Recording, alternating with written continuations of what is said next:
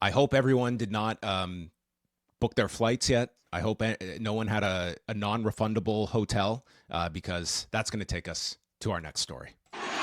We're going to make it official right now in front of the world. Next year, 2026, WrestleMania 42, live from the Superdome in one of the greatest cities on earth, New Orleans, Louisiana. Hey, it's the Game, Triple H. I'm sure everyone saw our joint statement yesterday regarding the shift in some of the dates on the WWE calendar. Stay tuned for more details on a WrestleMania coming to New Orleans, which will be announced at a later date. The Rock is the final boss, thinking 20 steps ahead. So the best thing for them to do is to know their role, shut their mouth, and enjoy the ride that The Rock is taking them on. Enjoy that ride. We just don't know what the destination is yet. Odds are your flight will be aimed towards the West Coast in Las Vegas for WrestleMania. Is that the closest Paul Levesque has ever come to promoting Wrestlenomics on a WWE piece of media? How did he almost promote Wrestlenomics? Well, I never saw WWE put out this statement on any of their platforms until Paul Levesque acknowledged this. So I don't know where I first saw that statement was from you, Brandon, and then everyone. Should went we from there. walk through how I learned that WrestleMania would not be taking place in New Orleans next year? I was given a tip that suggested that this is the case, that New Orleans was not going to be the home of WrestleMania next year, despite the announcement by The Rock. Can you give an estimate of like when you first heard about that? Like how far back we're going? Like a week or two? Not that many days before the story was reported. Maybe under a week. I was told this, and so I asked the various parties who were involved, all of the local organizations who may have been involved in this, as well as it was suggested to me that Las Vegas could be where this ended up, and I was asking Las Vegas as well. I got no response at first. This was over a weekend, and so I followed up and sort of pointed out that there's a lot of people with travel plans that may be in place will be potentially thousands of people who may be affected by this in terms of they've already booked hotels and flights and things like that. And then sort of out of the blue, what was it, Thursday? I got a statement from the Greater New Orleans Sports Foundation, in conjunction with New Orleans and Company, which is this tourism organization in New Orleans. And they said that this is a joint statement from them and WWE saying that Money in the Bank is coming to New Orleans. And it looks like WrestleMania will not be taking place in New Orleans next year. And I immediately called John Pollock and said, I think I've got a story here. I think I've got to report this. So the response was, I think you absolutely do. I couldn't believe how clear they had made it here on paper. So I did reach out to W a number of times to try to confirm that they were on board with this joint statement. Didn't necessarily doubt that the Greater New Orleans Sports Foundation was just saying that they made an agreement with WWE about this statement when they didn't. But I needed, you got to confirm that the other side is really down with this statement, and I didn't get a response. The next day, I sent them a number of emails, and then the next day I asked them if they would just simply confirm it. Still got no response. And then a couple hours later, we got this video from Paul Levesque. So I don't know if this is a video that was propelled by my questions, but at least we got a confirmation that WWE did agree to this joint statement. Yeah, this is the video that Wei Ting dubbed the hostage video. Yes.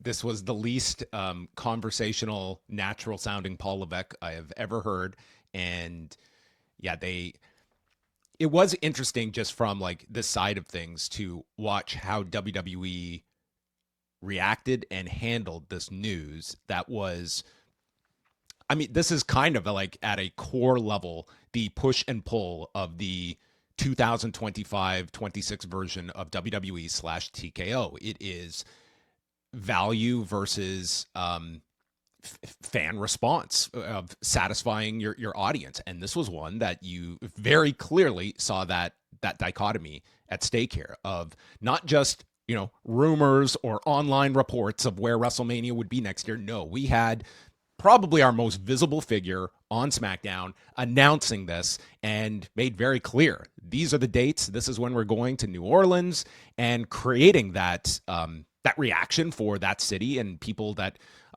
I know personally, like Davey Portman in our crew he had already booked like accommodations for Yeah. New Orleans next year, and I'm sure he was not alone. We had a story about how this affects like WrestleCon, for instance, that they have a contract for a location next year that they might not be able to get out of. It's a huge ripple effect, and the reporting suggests that the Greater New Orleans Authority, they got word of this on Thursday, that officially they were moving WrestleMania and punting it to a future year, and in its absence will be Money in the Bank next August. That's what NOLA.com reported, that the Greater New Orleans Sports Foundation was told by WWE on the day, earlier in the day, before it was reported. So before they gave me their statement.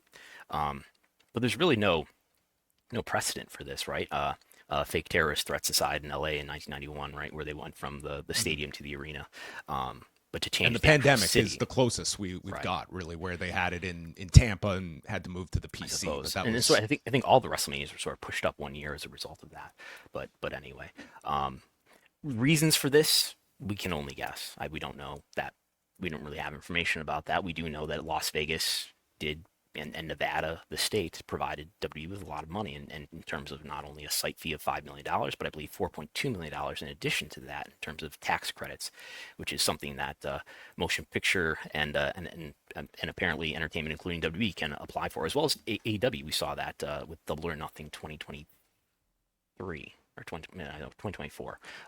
In any case, you submit some information to the Nevada state government, and you say, I'm going to spend this much money, and you get this much money back in terms of a tax credit. So that's over $9 million in cash. They also had rent-free use of the convention center where they held the World, and whatever that deal was that they had with the Fontainebleau Hotel to host all of those events. Like I'm sure there was that was a separate deal on top of it. Obviously, Las Vegas was greatly incentivized. You heard, I think beforehand, Mark, and again, economic studies, you can probably do a John Oliver deep dive into these economic studies. But I mean, the figure that WWE was going into WrestleMania citing was an estimate that we would bring $215 million in economic impact. And I'm pretty sure Mark Shapiro said on the last earnings call that it was above that figure. So, I mean, Las Vegas is looking at this as a massive win over Easter weekend, no less, and obviously making it so worth WWE's while that in terms of, hey, you can have the show in 2027. We've got 2026 locked up, but it was enough that they are pulling out of New Orleans. And I mean, do you look to the connections that the executives have? This is Nick Khan's hometown. This is where UFC headquarters are. It's probably a city that these executives like, or maybe they really appreciate some experiences that they had in terms of running these events there. Do you feel that as they are continuing to make such a big push for all of these kinds of deals with different governments, different municipalities, does this at all harm TKO's reputation? Or do you feel that this is a blip on the radar from a business standpoint, just the fact that you had committed here to come to New Orleans, and the authority figures, their partners that they are working with, I mean, if they are seething about this, they are certainly not going to voice that, because they are still in partnership with WWE and do want to be working with them for the next several years. But this to me would give some places trepidation of, we could have an agreement in place, and that is only as good as the next incoming offer. And why are negotiations even taking place for an event that we have publicly announced and probably put like the building blocks in place for, both strategically and financially, a year out? It's somewhat surprising that they could even viably get out of such a deal. You would think that there was some sort of a written agreement that was executed before this was announced by Dwayne Johnson on international television. If there was not a promise of a future WrestleMania, which you can debate like the merits of what that promise entails, but if not, like, I absolutely believe like there would have been a lawsuit coming out of this. But I don't think it would behoove anyone in New Orleans, as long as you want to be in business with TKO, to be going about this. And those economic impact studies might turn out to be a justification for damages. I don't know. in terms of does this damage their credibility? I think, when it comes to whether the 2027 WrestleMania is going to be, if it's not in Las Vegas, and you talk with WWE and you make an agreement, I mean, who's to say it's really set in stone and that's really going to happen? It is questionable. This is W's biggest event of the year. It's a pretty big promise to make to a local municipality, and how do I know it's that you're really gonna deliver and not back out of it a few months from now? There's a track record. And looking at the calendar, so we have tentatively Las Vegas next year, which WWE has not officially announced yet. Correct. But is the candidate everyone expects. Indianapolis is owed a WrestleMania as part of this 8-year deal that they have with the in Indiana. And I think you also have to look at the fact that after Royal Rumble next year, like where Saudi Arabia fits in terms of going after a big WrestleMania, which from a financial standpoint could trump any of these. And people want to talk about London still. Yeah, London was brought up here. I don't see a Mexico WrestleMania occurring anytime soon. But I mean, you look at New Orleans, and it's like, how far down in the pipeline are you? Like they couldn't even give you a year that we are earmarking for WrestleMania. It's like that seems like that is up in the air too. Yeah, and as I say, well, yeah, it probably damages their credibility as far as these agreements go. But it's not like they didn't have. It's not like they couldn't have calculated that. I'm sure they calculated that.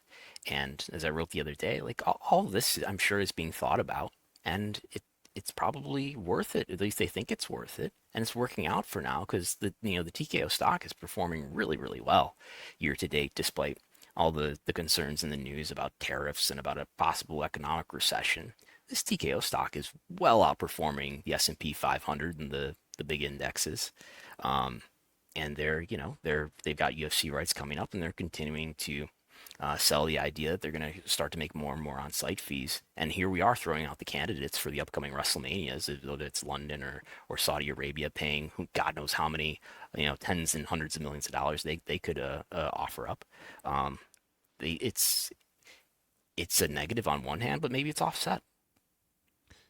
Well, it's also one where you would think that if there's anything that jeopardizes New Orleans, it would only be because there's another place that is willing to outspend. Like that seems to be what the case is. It seems pretty cut and dry in this instance. And for TKO, it's like, okay, well, we have outgrown New Orleans. If we can find greater value in our most lucrative WWE property in WrestleMania, and there's not going to be a shortage of places that want this event and what we can bring. Like this is WWE and TKO carrying a lot of leverage, and this is like the ultimate display of it, that we will move this and we will dictate the terms of how this goes forward. And if you're New Orleans and you want to be in business with WWE, you're kind of at the behest of these whims, and that, yes, we can make a public announcement and we can also quietly move away from that announcement, even though this Rock video still very prominent on WWE's YouTube channel, as I found a few hours ago.